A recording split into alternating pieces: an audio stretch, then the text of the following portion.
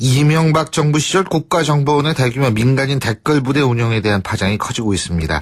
국정원 적폐청산 TF는 민간인 수천 명이 운영된 정황을 찾아냈다고 지금 보도가 되고 있고요. 이 댓글 부대 말고도 여론조작팀이 더 있다는 사실도 지금 보도되고 있습니다. 앞으로 정치적으로 어떤 파장이 있을지 관심이 모아지는데요. 관련해서 정의당 노희찬 원내대표 전화 연결해서 입장 들어보겠습니다. 노 대표님 안녕하세요. 네, 안녕하십니까? 예. 이제 국정원이 기초조사가 끝나면 관련자들을 검찰에 고발하는 거죠. 그죠? 고발하는 네, 거죠. 근데 이게 지금 좀 빨리 해야 된다라는 보도들이 많더라고요. 예? 원세훈 때문에 그렇죠. 예, 원세훈 전 국정원장의 그 문제 때문에 그런 모양이던데 어떻게 보십니까? 일단은 원래는 기초조사 마치고 검찰에 고발하는 거는 정해진 수순인데 예. 최근에 이제 국정원 적폐청산 TF에서 또 많은 댓글 증거를 또 확보하지 않았습니까? 예. 이걸 빠른 시일 내에 검찰에 넘기게 되면 검찰로서는 재수사가 불가피한 상황이거든요. 예. 그럼 재수사가 되면 재수한 내용을 가지고서 지금 30일로 항소심이 이렇게 예정되어 있기 때문에 공소장을 변경하는 방식의 어떤 변론 제기 신청을 할 것인지 아니면은 이제까지 수사한 것만 가지고 이번 재판을 받고 추가로 이렇게 전면 재수사를 해가지고 별건으로 추가 기소를 갖다가 하는 길을 선택할지는 검찰에 달린 것 같습니다. 예, 그렇군요. 지금 그러니까 별건 수사냐 아니면 30일 전까지 이 자료를 다 검토해가지고 추가로 이제 하느냐 이런 선택의 문제가 남아있다 이 말씀이신데요, 그죠? 그렇습니다. 1심에서 또 무죄가 나왔기 때문에 항소심에서 유죄를 얻기 위해서 추가 발견된 증거를 가지고 일부 공소장 변경을 통해서 좀 유죄를 굳혀놓는 항소심에서 유죄를 해도 굳히려는 그런 의도도 있을 수 있고요. 예. 그렇다 하더라도 완전히 새로 예를 들면은 국정원에 의해서 국군 기무사 산하의 사이버 수사대에 관여한 부분 이런 것이 이제 국정원의 이제 지휘 감독하에 이루어진 것으로 나오는 그런 정황은 또 새로운 사실이기 때문에 그래서 이런 또 그 이외에 이제 여론조사 어떤 행위라거나 이런 게 또 별도로 이제 더 나온 부분에 대해서는 추가 기소도 가능한 것이죠. 별도의 이외의 여론조작 행위는 예를 들면 어떤 게 있을까요? 예, 지금 민간 여론조사팀을 갖다가 운영했다고 그러는데 이제까지 보면은 SNS상에서 이루어진 대선 때 중심으로 이루어진 것들이 중심이지 않습니까? 그 시기 이외의 시기에 이루어진 건 예를 들면은 애초부터 이것이 2011년 12.6 재보궐선거 후부터 이렇게 청와대 요청에서 이루어졌다고 하기 때문에 청와대의 지시에 의해서 대선 이전에 이루어진 어떤 또 다른 여론 조작 행위가 있었는지 아니면 SNS 이외의 또 다른 방식의 어떤 여론조사 행위가 있었는지 등에 대해서는 아직 밝혀진 게 없기 때문에 의혹 내지 수사에 단서만 제기된 상황입니다. 이런 것들이 다시 수사가 된다면 이런 거는 별건이 될 수 있는 거 아니에요? 별건이 될 수 있는 거죠. 예를 들면은 A를 살인해가지고 기소됐다 하더라도 B를 폭행했다거나 C를 다시 C란 다른 사람을 살인한 그런 여죄가 향후에 드러난다면은 그게 다 수사 대상이 될 수 있는 거죠. 그런데 이제 사실 언론이 주목하고 있는 부분은 이게 과연 어느 선까지 올라가느냐 이 부분 아니겠어요? 어떻게 보십니까? 그렇습니다. 예, 어떻게 보십니까? 이게 물론 이제 심리전단이 주체이고 나중에 심리전단이 이제 심리정보국으로 이렇게 확대 개편까지 되었는데 중간에 있는 간부들은 자체하고서라도 원세훈 국정원장은 직보를 받았을 게 분명해 보이고요. 그 다음에 이제 원세훈 국정원장이 본인이 마지막 순으로 알고 끝났느냐 아니면 그 윗선으로 보고했느냐의 문제인데 사실 MB 정권 당시에 국정원장과 대통령과의 관계는 독대하는 관계였거든요. 주규직으로. 따라서 그 독대 과정에서 이명박 대통령에게 보고가 이루어졌는지 또는 이명박 대통령으로부터 지시받은 사실은 없는지 이것이 반드시 조사가 될 것으로 보여집니다.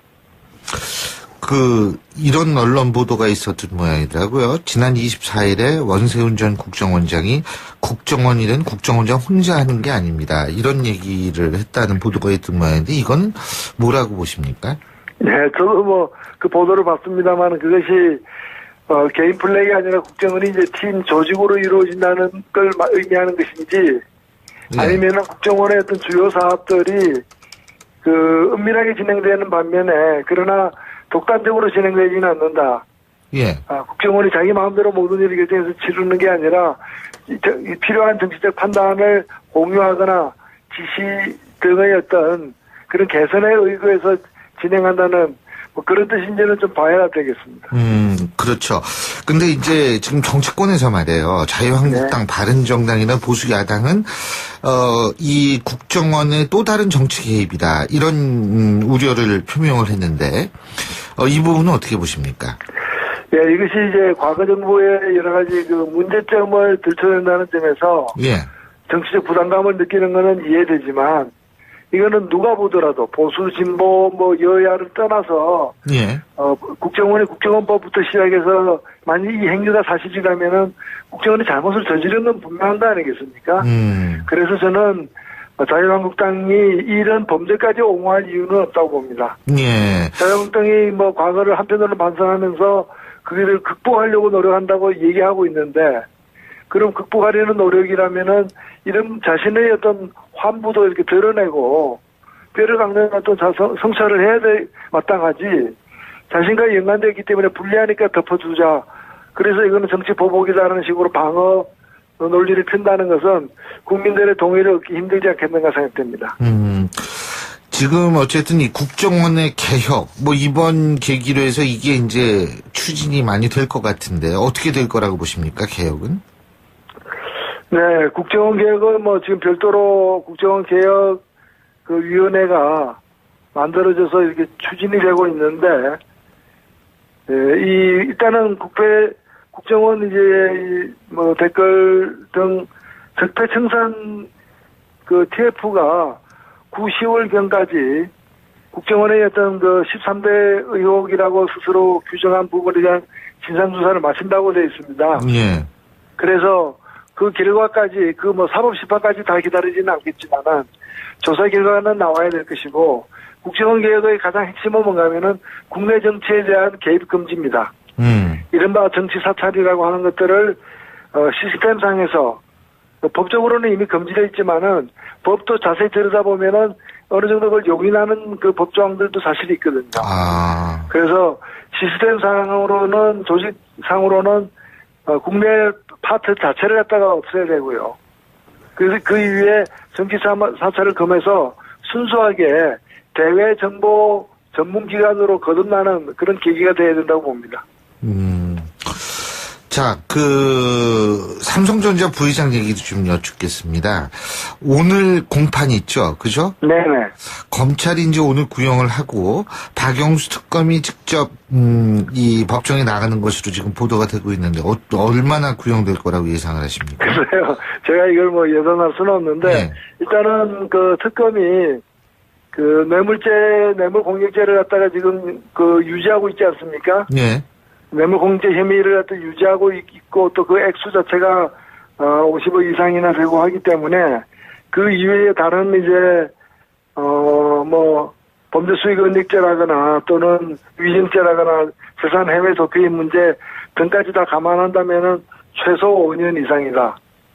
이제까지 관례에 따르자면 구형량은 최소 5년 이상이 되지 않을까 보여집니다. 근데 특검이 결심 공판을 사흘 앞둔 상태에서 공소장 내용에 일부러 변경했다고 그러더라고요. 그러니까 박근혜 전 대통령과 이재용 부회장의 독대 시간 공유한 액수로 바꿨다고 하는데 이거는 뭐로 의미할 거라고 보십니까?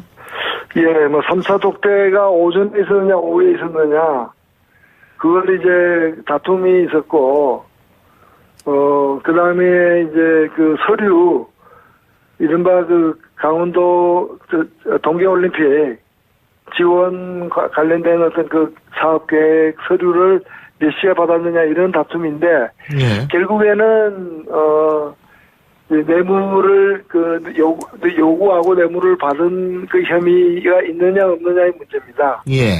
이와 관련해 가지고 특검이 자신들이 이제 처음 이제 기소했던 내용을 갖다가 다소 이렇게 풀었죠. 좀 풀어가지고 설사 자신들의 주장이 받아들이지 않고 그 변호인 측, 박근혜 대통령 측 주장이 받아들여지더라도 공소 사실은 크게 흔들리지 않도록 하려는 예. 특검 자체의 좀 궁여지책으로 이렇게 변경된 것으로 보여집니다. 예, 그렇군요. 근데 지금 이제 그 TV 생중계 1호 사례가 될 것인가, 예? 이 부분도 네. 관심이 모아지는데, 이게 이제 그 재판의 생중계 여부가, 찬반이 좀 갈리는 것 같더라고요. 어떻게 보십니까? 그렇습니다. 어차피 이게 국민의 알 권리냐, 아니면은 이제 제가 확정되지 않은 피의자의 어떤 이 권익, 인권에 관련된 예. 이제 보호 문제냐, 이 법으로 보호해야 될 이익이 충돌되고 있는 건 사실입니다. 이미 이제, 그러나 이미 그 마지막 재판인 대법원 판결은 생중계가 이미 허용되고 있거든요. 예. 그리고 이제 하급심 같은 경우 이번에 처음 적용되는 건데, 이 하급심 같은 경우에도 중요재판이라는 단서가 또 붙어 있습니다. 예? 모든 재판을 하는 건 아니고요. 예. 예, 그래서 일각에서는 하급심이란 것은 결국에 마지막 재판이 아니기 때문에 예. 최종심이 아니니까 다시 바뀔 수도 있는 것이고 예. 무혐투죄 원리 같은 게 적용될 필요가 있지 않느냐. 저는 뭐 그 주장도 충분히 일리가 있다고 생각됩니다. 예. 문제는 이제 그런 이익을 그렇게 보호해야 될 법률상 이익이 더 크느냐 아니면은 이게 이제 재판 과정을 갖다 소소하게 다 공개하는 건 아니지만 마지막에 이제 이 판결 이유와 판결 내용, 판결 이유와 판결 결과를 발표하는 그 자리만 공개하는 것은 좀 국민들에 대한 어차피 이게 다 결과적으로는 여러 가지 언론이라거나 보도를 통해서 밝혀질 것이 분명하기 때문에 예. 그것을 밝히는 것은 크게 인권을 손상하기보다는 국민의 알 권리를 충족하는 측면이 더 크다. 이런 판단을 대법원이 한 것 같습니다. 예. 근데 지금 이런 얘기도 있습니다. 이번 재판이 뇌물 공여로 결론을 내놓고서 수집한 증거들을 좀 짜맞추다 보니까 간접 정황 증거만으로 재판이 진행되고 있는 건 아니냐.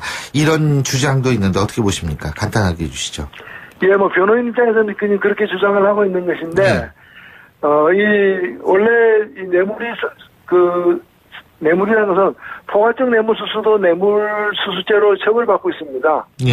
그러니까 대가가 분명하지 않아도, 그리고 대가가 특정되지 않아도 그 뇌물로 그 직무상, 결국에는 핵심은 뭔가 하면은 대통령의 직무가 이것이 돈을 받고 영향을 미칠 수 있는 자리에 놓여 있는지에 대한 판단이거든요. 예. 그간의 대법원 판례에 따르자면은 이번에 제기된 여러 가지 정황들은 며칠 몇 시에 무엇을 요구해서 무엇을 들어주고 얼마를 받았다가 특정되지 않더라도 네. 포괄적 뇌물죄를 구성하는 데는 큰 무리가 없지 않느냐 저는 그렇게 보여집니다. 예, 잘 알겠습니다. 오늘 말씀 잘 들었습니다. 고맙습니다. 네, 감사합니다. 불가피한 상황이거든요. 예.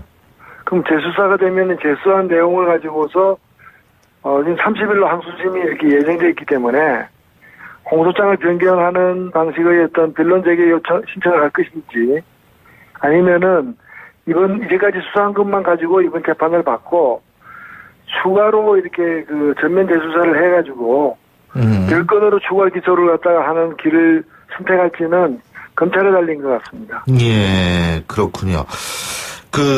지금 그러니까 별건 수사냐 아니면 30일 전까지 이 자료를 다 검토해가지고 추가로 이제 하느냐 이런 선택의 문제가 남아있다 이 말씀이신데요, 그죠?